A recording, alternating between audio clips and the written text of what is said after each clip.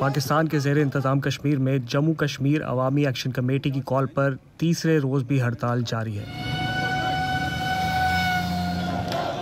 इस दौरान मुख्तलिफ मकामात पर मुजाहिरीन और पुलिस के दरमियान झड़पें भी होती रहीं और एहतजाज के तीसरे रोज़ भी कश्मीर को बाकी पाकिस्तान से मिलाने वाले तमाम एंट्री पॉइंट्स को मुकम्मल तौर पर बंद रखा गया। जम्मू कश्मीर अवामी एक्शन कमेटी की जानिब से ये दावा किया जा रहा है कि मुजाहिरीन और पुलिस के दरमियान होने वाली झड़पों में 2 अफराद हलाक और मुतअद्दिद ज़ख्मी हुए हैं। जम्मू कश्मीर अवामी एक्शन कमेटी के मेंबर शौकत नवाज मीर ने यह दावा किया है कि हस्पताल इंतज़ामिया इन झड़पों में हलाक होने वाले नौजवानों का पोस्टमार्टम नहीं कर रही और ना ही पुलिस जिम्मेदारान के खिलाफ FIR काट रही है।